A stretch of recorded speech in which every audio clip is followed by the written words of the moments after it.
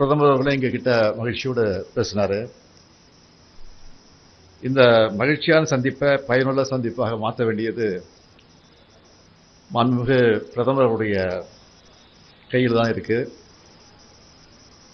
ஒன்றிய அரசு உடனடியாக நிறைவேற்றி தரணும்னு 3 முக்கியமான கோரிக்கைகளை நான் அவரிடத்தில் வலியுறுத்தி இருக்கிறேன்.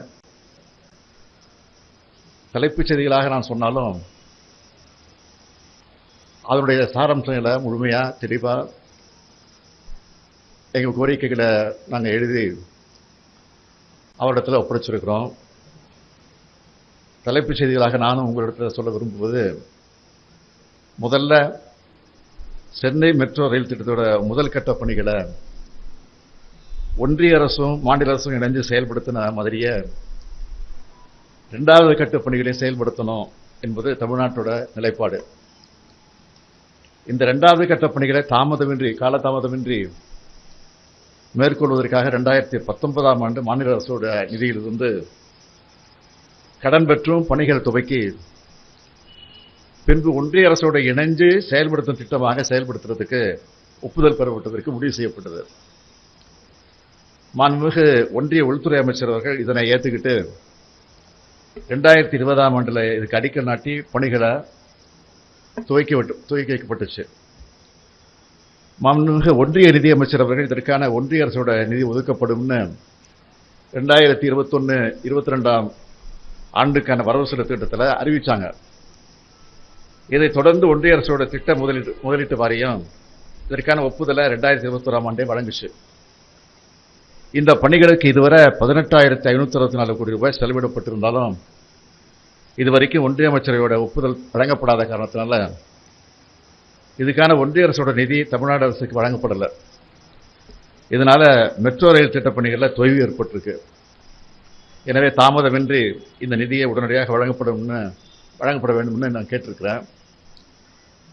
2வது, ஒன்றிய அரசு 60 விழுக்காடு நிதியையும் தமிழ்நாடு அரசு 40 விழுக்காடு நிதியையும் அளித்து செயல்படுத்தக்கூடிய ஒருங்கிணைந்த கல்வி திட்டத்தின் கீழே இந்த நிதியாண்டில் ஒன்றிய அரசு வழங்க வேண்டியது 2152 கோடி ரூபாய். இந்த தொகையில முதல் தவணை இதுவரைக்கும் தமிழ்நாட்டுக்கு வழங்கப்படலை. இந்த திட்டத்திற்கு கையெழுத்திடப்பட வேண்டிய புரிந்துணர்வு ஒப்பந்தத்தில் தமிழ்நாடு அரசு கையெழுத்திடாத இதற்கு காரணம்னு ஒன்றிய அரசுக்கு தெரிவிச்சிருக்கு. தேசிய கல்விக் கொள்கையோட பல நல்ல கூறுகளை ஏற்கனவே தமிழ்நாடு அரசு செயல்படுத்திட்டு இருக்கு. காலை உணவு திட்டம் மாதிரி மற்ற மாநிலங்களில் செயல்படுத்தப்படாத பல முன்னோடி திட்டங்களை தமிழ்நாடு அரசு செயல்படுத்திக்கிட்டு வருது. ஆனால் தேசிய கல்விக் கொள்கையோட ஒரு விதிமுறையான மும்மொழி கொள்கையை பின்பற்ற தமிழ்நாடு ஒத்துக்கல. எந்த ஒரு மாநிலத்தின் மேலேயும் மொழி திணிப்பு இருக்காதுன்னு தேசிய கல்விக் கொள்கை உறுதியளிச்சிருந்தாலும் இந்த திட்டத்துக்கான புரிந்துணர்வு ஒப்பந்தத்தில் இதுக்கான ஷரத்து இல்லை. எனவே இந்த ஒப்பந்தம் திருத்தப்படணும்னு ஒன்றிய அரசு கிட்ட சொல்லிக்கிட்டு வரோம். இந்த சூழ்நிலையில புரிந்துணர்வு ஒப்பந்தம் கையெழுத்திடப்படாத காரணம் காட்டி ஒன்றிய அரசு நிதியை விடுவிக்காததால ஆசிரியர்களுக்கு சம்பளம் வழங்க முடியாம மாணவர்கள் கல்வி பாதிக்கப்படுற சூழலை உருவாக்கி இருக்கிறத சுட்டி காட்டியிருக்கிறோம். உடனடியாக இந்த திட்டத்துக்கான ஒன்றிய அரசோட நிதி அளிக்கப்படும்னு வலியுறுத்தி சொல்லியிருக்கிறோம். 3வதாக, தமிழ்நாட்டு மீனவர்கள் சந்திச்சு வரக்கூடிய வாழ்வாதார பிரச்சனை குறித்து எடுத்து சொல்லியிருக்கிறோம், டீட்டெயிலாக சொல்லியிருக்கிறோம். நம்மளோட பாரம்பரிய மீன்பிடி பகுதிகளில் மீன்பிடிக்க போகும் நம்மளோட மீனவர்களையும் மீன்பிடி படகுகளையும் இலங்கை கடற்படையினர் சிறைபிடிச்சு துன்புறுத்துறாங்க. இது பற்றி மாண்புமிகு பிரதமரிடமும் மாண்புமிகு வெளியுறவுத்துறை அமைச்சரிடமும் நான் பலமுறை வலியுறுத்தியும் கடிதமும் எழுதியும் இந்த சம்பவங்களை தொடர்ந்து அது நடந்துகிட்டே இருக்கு. கடந்த 7 ஆண்டுகளை மிக அதிக அளவில் எண்ணிக்கையில் இது மாதிரியான சம்பவங்கள் நடந்துகிட்டு இருக்கு. 191 மீன்பிடி படகுகளும் 145 மீனவர்களும் தற்போது இலங்கை கடற்படையால் சிறைபிடிக்கப்பட்டிருக்காங்க. எனவே உடனடியாக நம்முடைய ஒன்றிய அரசு இலங்கை அரசை வலியுறுத்தி இந்த மீனவர்களையும் அவர்களுடைய மீன்பிடி படகுகளையும் மீன்பிடி கருவிகளையும் உடனடியாக விடுவித்து தரணும்னு கேட்டுக்கிட்டேன்.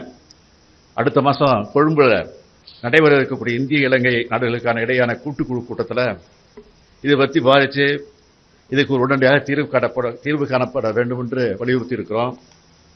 இலங்கையில புதிய அரசு அமைஞ்சிருக்கு.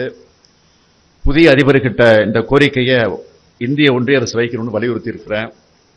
இந்த 3 முக்கிய கோரிக்கைகளையும் கவனமாக கேட்டுக்கிட்ட மாண்பு பிரதமர் அவர்கள் இது பற்றி விரைவாக கலந்தாலோசித்து முடிவுகளை தெரிவிக்கிறதாக உறுதியளிச்சிருக்கிறாரு. தமிழ்நாட்டு மக்கள் நலனுக்காக தேவையான இந்த முக்கிய கோரிக்கைகளை மாண்புமிகு பிரதமர் அவர்கள் நிறைவேற்றுவார்னு நம்புகிறேன். தமிழ்நாட்டுக்கு ஏராளமான கோரிக்கைகள் இருக்கு. அதையெல்லாம் தொடர்ச்சியாக வலியுறுத்திக்கிட்டு வரோம், தொடர்ந்து வலியுறுத்த போறோம். இந்த 3 கோரிக்கைகளை மையப்படுத்தித்தான் இந்த சந்திப்பு நடந்துச்சு என்பதை உங்களுக்கு நான் தெரிவித்துக் கொள்கிறேன். பாதகம் செய்பவரை கண்டால் நாம் பயங்கொள்ளலாகாது பாப்பா, மோதி மிதித்து விடு பாப்பா, அவர் முகத்தில் உமிழ்ந்து விடு பாப்பா. அண்மை செய்திகளை உடனுக்குடன் தெரிந்து கொள்ள இணைந்திருங்கள் இயம்நாடு தொலைக்காட்சியுடன்.